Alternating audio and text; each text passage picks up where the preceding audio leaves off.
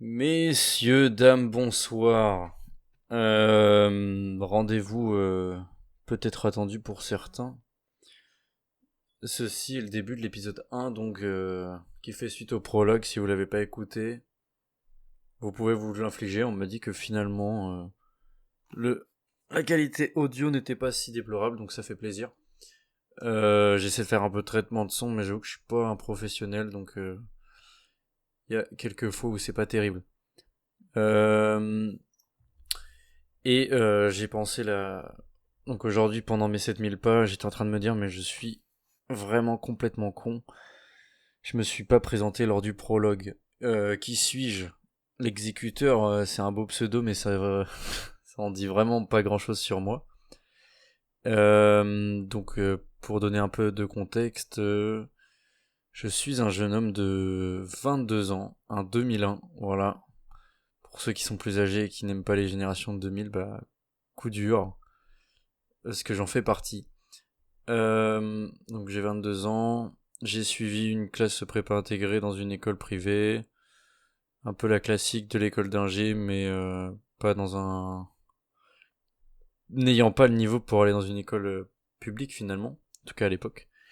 Donc j'ai suivi ce parcours-là, diplômé dans un an, si tout se passe bien.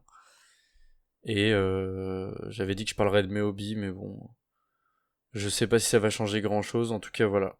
22 ans d'expérience qui est peu, mais au moins on va quand même essayer d'ouvrir un peu le débat, de mettre des sujets sur la table. Je vais prendre mes petites notes pour vous parler un peu de ce début de semaine. Au moment où j'enregistre, on est mercredi soir. Donc j'ai commencé plus ou moins samedi dernier. Donc quelques jours se sont écoulés. Euh... Ouais, bon, j'ai mis un petit point comme ça. C'est juste une petite astérix, quoi. C'est sensation de concentration pendant mes pas. Quand j'écoute un podcast, en fait, non, il y a un truc que je dis pas, c'est que quand j'ai toujours eu l'habitude d'écouter des choses, c'est devenu des podcasts au boulot, notamment quand je faisais autre chose. Mais c'est venu surtout pour remplacer la musique et pour optimiser son temps. Ouais, puis rendre agréable ce que j'écoute aussi, parce que de la musique, ok, mais mon oreille musicale, elle est faite, ma culture musicale, j'ai des bonnes bases, en tout cas pour ce que j'écoute. Et bon, donc là, c'est vrai que les podcasts sont venus amener un peu de contenu. Puis voilà, ça me fait penser un peu.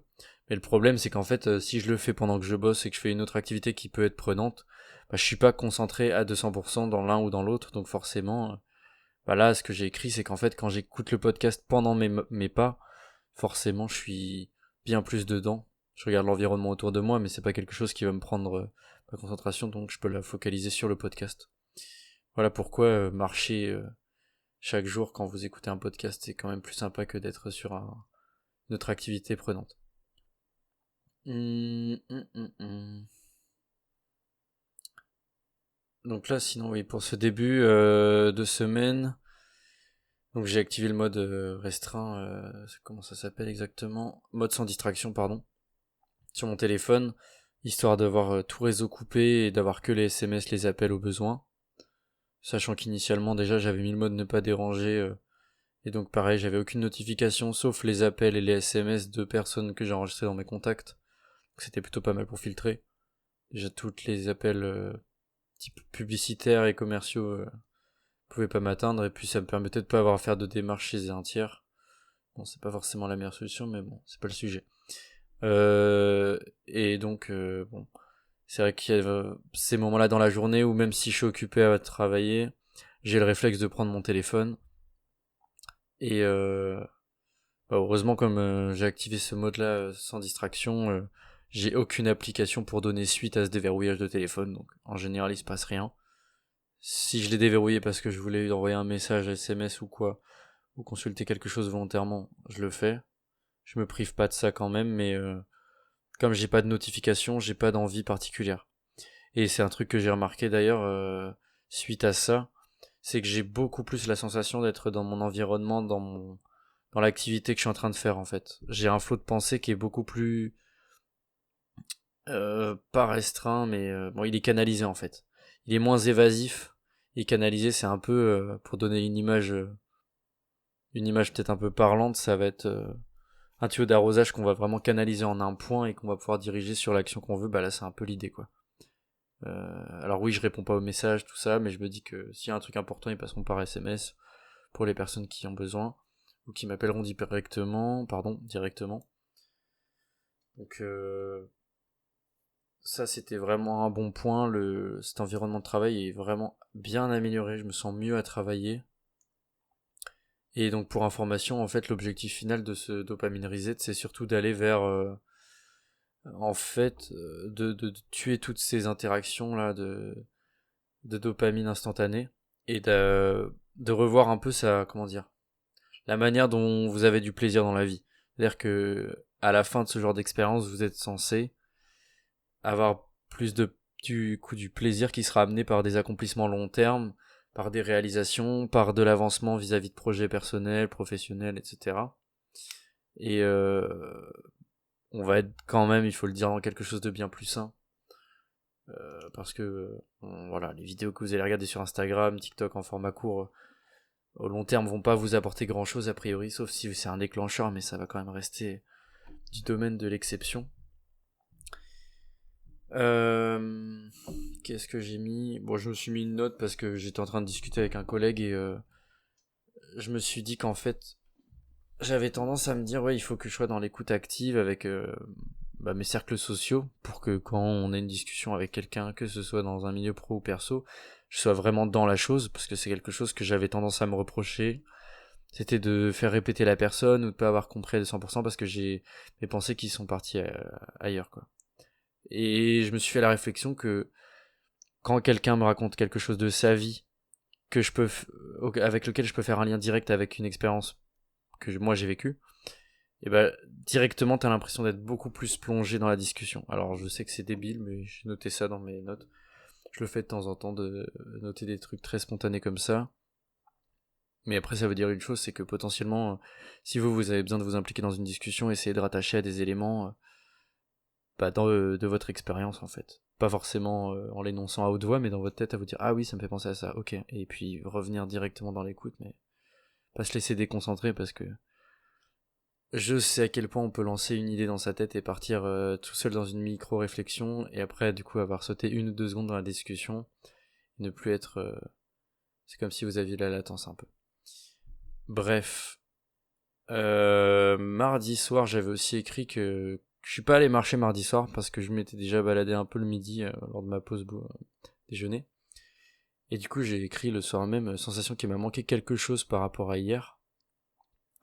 J'avais déjà fait 7000 pas dans la journée, donc je voulais pas y aller systématiquement, mais j'ai écrit il faut systématiquement que j'y aille, même si c'est une vingtaine de minutes, ça fait clairement du bien. Et j'y suis retourné du coup ce soir après ma séance de sport, j'ai étendu un peu la marche sur le retour, histoire d'aller jusqu'aux 7000 pas, et puis je me suis dit que c'était plutôt agréable d'avoir un peu ce checkpoint là, de se dire hop c'est bon, j'ai fait ma quête quotidienne, un peu comme dans un jeu vidéo.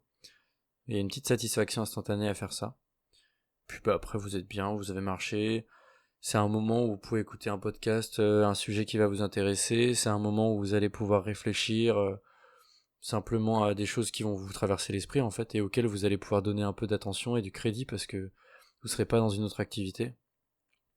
C'est quelque chose je crois que j'avais déjà abordé mais lors du prologue, mais c'est le fait de pas être dans l'action tout le temps et d'être en train de penser déjà à la suite quand vous êtes en train de faire quelque chose, quoi. Ça, je trouve que c'est un gros problème.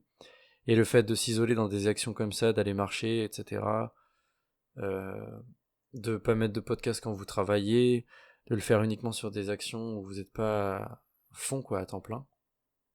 C'est, je pense que c'est bien assez bonifiant pour votre travail, pour la productivité, et c'est un peu l'objectif, moi, des objectifs que je me suis fixé.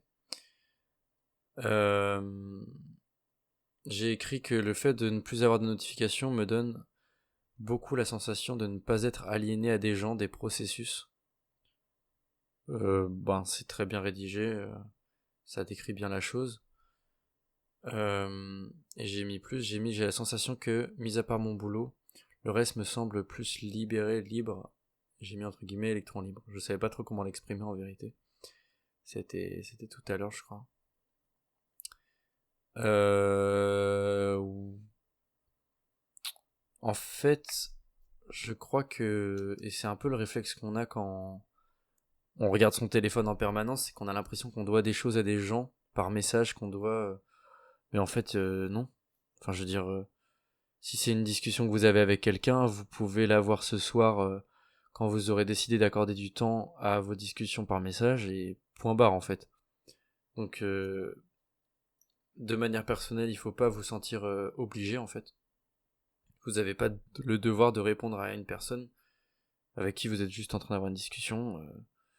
Bon, en vrai, ça peut être super perturbant parce que la personne en face, elle va pas comprendre pourquoi vous répondez et vous lui expliquez que vous utilisez pas votre téléphone en journée ou très peu ou peut-être que lors de la pause midi, etc. Faut comprendre aussi que répondre à un message toutes les 20-30 minutes, parfois même avec des intervalles plus longs, mais en fait, ça vous coupe dans votre concentration, donc forcément, en fait, vous perdez du temps à faire ça.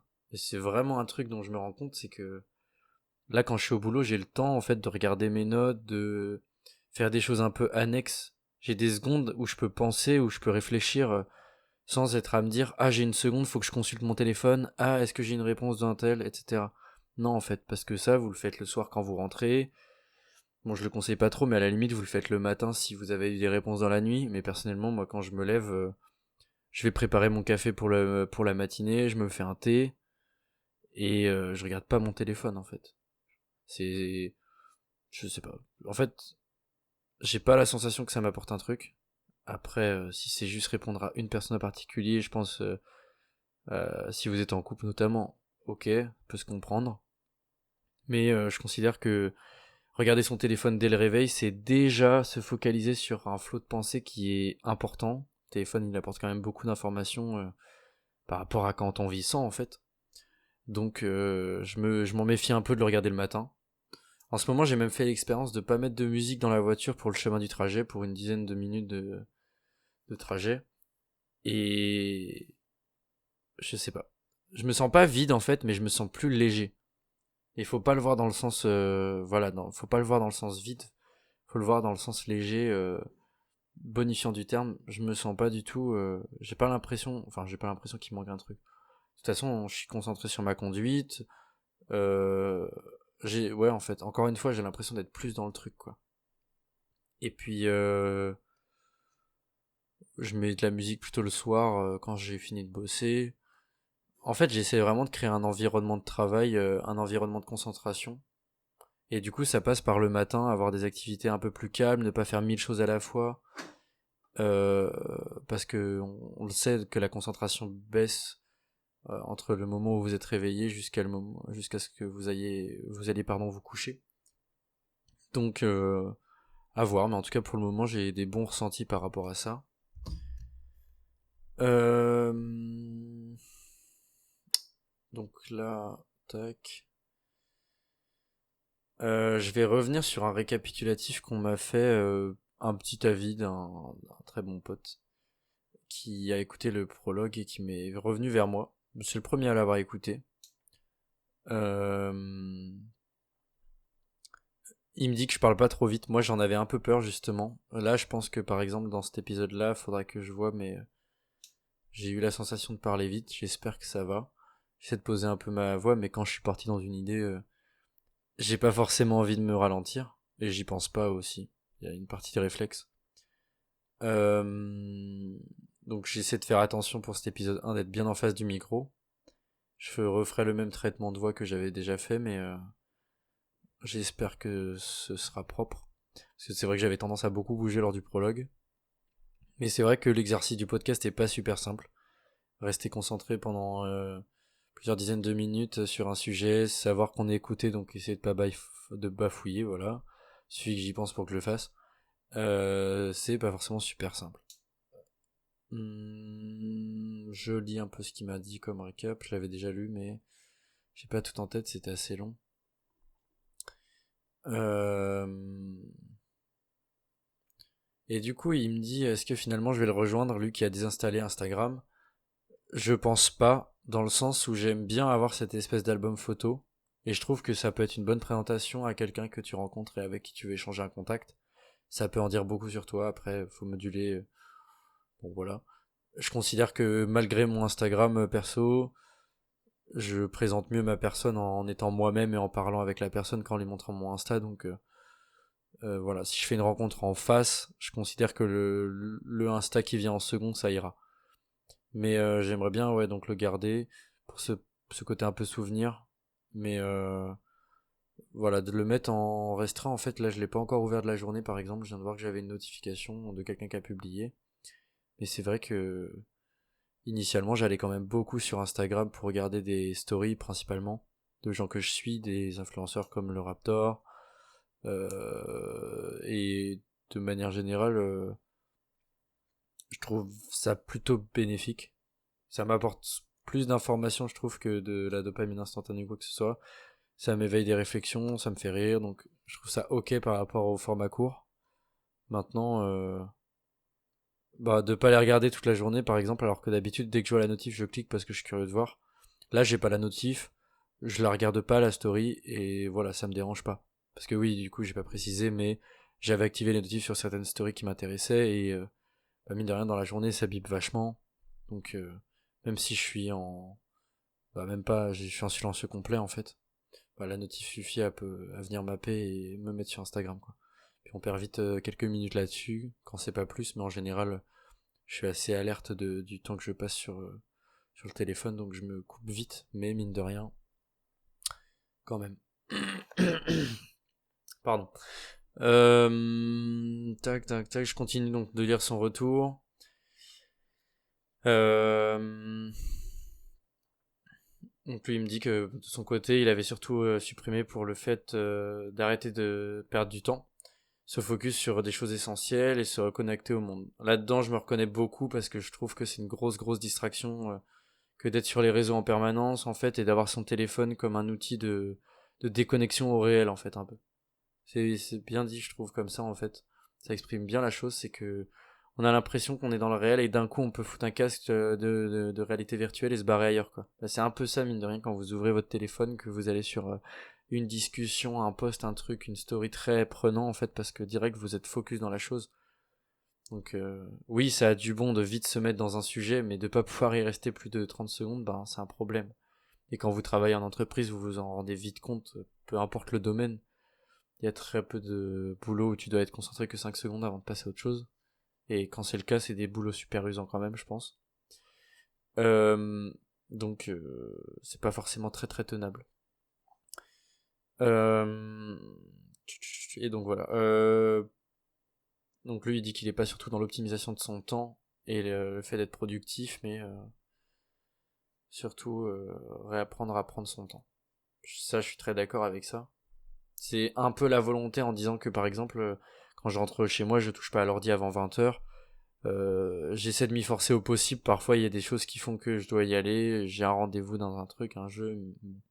J'essaie de faire en sorte que ça reste ponctuel. Je suis pas à 100% clean, mais j'essaie de faire l'effort. Après, je considère que de stopper tout à 100%, bon, j'aurais pu le faire, mais étant donné que je suis sur des jeux où on est sur la régularité, c'était pas très pratique de perdre de l'avancement, savoir dans le roleplay. Donc j'ai choisi de le faire progressivement et de réduire le temps chaque soir et de voilà de rentrer chez moi, d'aller marcher direct ou de faire ma séance puis d'aller marcher, de faire peut-être la bouffe dès que j'arrive comme ça. Je fais les choses qui sont à faire en fait avant de passer direct au loisir comme j'ai pu avoir l'habitude de le faire. Euh, donc ouais, j'essaie d'être malléable histoire de pas être mon propre bourreau et que ce soit trop difficile dès le début. Et comme on sait, quand c'est trop dur, bah on finit par le lâcher direct. En fait, on fait 2 jours et puis on arrête. Et après, on n'a plus du tout l'envie de continuer ou de recommencer. Donc là, j'essaie de faire un truc un peu modulable, un peu flexible. Et pour le moment, j'aime bien le quotidien que ça m'apporte. J'ai l'impression d'avoir beaucoup plus de temps. Alors après, c'est peut-être aussi à vous, je pense aux garçons là qui sont sur des jeux où ça demande de la régularité, c'est peut-être aussi à vous d'expliquer que, enfin aux personnes avec qui vous avez l'habitude de jouer, de vous connecter, c'est peut-être aussi à vous d'expliquer que vous avez un quotidien, que vous pouvez pas, on s'en fout, vous avez le droit de mentir, de dire que vous êtes occupé à autre chose, mais prenez du temps en fait pour apprendre à prendre son temps, c'est... Quand lui il écrit ça, moi je le comprends comme pour dire... déjà, ils en parlent après, mais déjà s'ennuyer, en fait, ne rien faire. Et au bout d'un moment, bah, quand vous faites suffisamment chier, vous allez prendre une note, vous allez écrire une idée, truc, et ben ça va partir dans un projet. Peut-être que ce sera un projet qui est pas réalisable ou qui est pas lucide, donc vous le ferez jamais, mais peut-être que ça va amorcer une autre réflexion. Euh, Peut-être que simplement vous allez vous poser une question, vous allez faire une recherche Google, truc. Euh, D'ailleurs, ouais. Euh, Vous allez faire une recherche Google et ça va vous lancer sur une discussion, ça va vous lancer sur un sujet. Après, c'est aussi apprendre à réorganiser son temps, sans parler de l'ennui, parce que c'est des phases qui peuvent être importantes. Et pour le reste, quand vous avez envie de vous occuper, je pense que le but c'est d'avoir une progression de jour en jour. Donc peut-être faire ce genre de recherche là, produire des choses aussi, ça peut être intéressant. Moi, en général, je produis des écrits. Bon, j'ai mes phases où parfois le soir je vais écrire vraiment des choses. Je pense, et c'est un conseil auquel j'avais déjà pensé, mais je l'ai pas expliqué dans le prologue, je vais en parler aujourd'hui. Je pense que un des conseils que je pourrais donner à des gens qui veulent un peu apprendre à prendre en main leur temps en fait et ne plus être esclave de toutes ces choses qui peuvent vous happer, vous alpaguer, euh, ce serait de vous dire en fait j'ai envie de produire quelque chose et je vais choisir un interlocuteur de confiance dans mon entourage qui va être spectateur de ça. Alors faut pas choisir comme ça quelqu'un juste simplement qui est capable de regarder votre truc. En fait, je pense que la production que vous allez lui rendre, ce serait bien qu'il y ait un échange ensuite, qu'il y ait entre vous deux un j'ai fait ça parce que telle chose. Admettons, je vais donner un exemple qui me concerne pas, histoire que ce soit pas que autour de mes expériences, mais euh, vous avez envie de vous mettre au dessin, vous avez envie d'exprimer des idées par le dessin, et ben vous commencez à dessiner. Alors au début c'est super moche, mais petit à petit il y a des progressions. Et alors vous allez demander à un ami, j'aimerais bien avoir un peu ton avis sur tel dessin, et vous lui montrez vos premiers dessins, vos croquis, après vous allez lui montrer des choses un peu plus abouties, peut-être sur le même thème. Euh, et puis vous allez avoir en fait ce lien avec la personne de je t'ai vu évoluer, je donne mon avis, je donne mon ressenti. J'essaie de tirer le positif dans le fait que tu es débutant et tu produis ce genre de choses. Et après, l'objectif principal dans cet échange-là, c'est surtout de vous forcer à mettre une rigueur dans ça. Parce que je sais que il y a, il y a un moment où en fait vous considérez que comme ce que vous produisez n'a pas de valeur, n'est pas valuable, n'est pas valorisable, bah vous allez peut-être y mettre moins de soin. Alors que si vous êtes conscient que vous êtes capable de faire quelque chose de bien, vous allez peut-être y mettre plus de soin. Et le fait d'avoir cet acteur de confiance, ça va vous forcer à avoir de la rigueur parce que vous savez que derrière, il y a quelqu'un qui va regarder. Et c'est vraiment quelque chose que je conseille, c'est de trouver des interlocuteurs de confiance qui sont capables d'être des bons spectateurs actifs pour donner un avis constructif, pour vous donner des pistes de recherche, des pistes de comment s'améliorer, voilà. Et après, de savoir qu'il y aura quelqu'un pour regarder, vous serez pas tout seul, bah, ça va vous donner cette envie-là un peu. Vous allez vous donner envie de produire proprement par cette idée de partage. Donc ça, c'est un bon conseil que je pourrais donner. Moi, pour moi, de manière assez long terme, il a bien marché parce que chaque fois que je faisais des productions écrites, donc moi je suis quelqu'un qui j'aime bien romancer des choses, j'aime bien écrire de la rime, j'aime bien écrire parfois de la critique de la société même si j'en ai moins fait. Et quand je les partage, j'aime bien l'échange avec la personne. En général, on va me dire que j'écris bien, on va me dire que ce passage-là il est un peu bizarre parce qu'il est étriqué, parce qu'il est tiré dans tous les sens, il part dans deux directions en même temps. Et ça crée des échanges, ça m'oblige à avoir une rigueur parce que je sais que potentiellement ce que j'écris, quelqu'un va le lire par la suite. Et, euh, et même pour moi, en fait, ce que je me dis quand je le fais, c'est que si jamais je consulte la chose plus tard, j'ai envie de me dire, faut que je puisse, pardon, si je la consulte plus tard, faut que je sois en capacité en fait de la comprendre comme au moment où je l'ai écrite, parce que c'est un truc que je remarque beaucoup en écriture, c'est que quand je relis des vieux passages de mes écrits, des vieilles notes qui datent d'il y a 2-3 ans et que mon état d'esprit l'a complètement changé, surtout ces dernières années parce que je me suis beaucoup remis en question, et donc là c'est très flagrant, et ben si c'est mal rédigé, je sais même plus ce que je voulais dire. C'est-à-dire que je vais apporter un point de vue, je vais apporter une réflexion, je vais apporter une critique, et je vais pas être capable de la recomprendre parce qu'elle est mal exprimée, parce qu'elle est pas, on donne pas assez de contexte. Parfois il faut donner une image, il faut donner une idée dans son contexte en fait, le pourquoi on en est arrivé à penser ça, et chose qui si elle est pas bien faite, ou voir si elle est pas faite du tout, ben on perd complètement le sens. Je vais reprendre un peu donc le récap de mon pote parce que je suis un peu parti loin. Euh, donc lui il explique que pour le coup lui il prend encore du temps pour lui, de côté des choses qui lui permettent justement de prendre ce temps-là, de pas être dans un speed, je pense, c'est ça qu'il veut dire aussi. Et il dit il est encore sur des lectures de romans dans le style fantasy qu'il lisait déjà au lycée ou avant. Et il met que c'est encore un enfant, mais j'aime bien la phrase d'après, on s'en fout en fait. L'important c'est qu'il kiffe ça comme il dit, qu'il aime sa lecture, qu'il aime le fait de lire en fait aussi. Et puis voilà, il dit qu'il apprend beaucoup de choses de façon imagée à travers ce genre de bouquin. Et puis lui, ça lui permet d'en tirer des leçons, j'imagine personnelles. Et on va finir. Je veux rester sur un format court de podcast, donc on va rester sur ouais, un format court de ce type-là. Donc je vais finir sur une petite citation qu'il m'a donnée. Et ensuite, je vous laisserai. Je vais essayer de découper cet épisode en deux, en réenregistrant une partie 2, étant donné qu'on est toujours sur la première semaine d'expérimentation,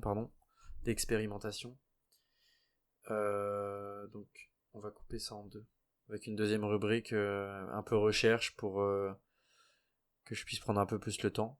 Et puis je vous donnerai une deuxième partie de feedback aussi sur cette première semaine. Je reviens donc sur la citation pour clôturer. La citation c'est Stop the day count and make the day count. Soit, si moi j'essaie de le traduire à ma manière, ce serait arrête le compteur des jours. Donc en fait, arrête l'horlogerie qui compte les jours, si je donne encore une image, et fais en sorte que chaque jour compte. Donc là, bon, il y a une espèce de petit jeu de mots sur le compter, count. Et comment je le comprends en fait, j'avoue que je me suis pas posé trop la question, je l'ai relu ce matin, et là je me dis que en fait, arrêter le compteur du temps, c'est peut-être un peu mettre en pause les jours, mettre en pause la routine journalière, peut-être le fait que le temps défile vite, c'est le fait d'être dans une routine, je pense. En tout cas, moi, c'est ma sensation que j'en ai. Si je l'applique là-dedans, et faire en sorte que chaque jour compte, je pense que c'est... Voilà. Et faire en sorte que chaque jour compte, je pense que ça va surtout être autour de choses comme progresser chaque jour. Je pense que le traître... ça veut rien dire, le traître mot. Le traître mot.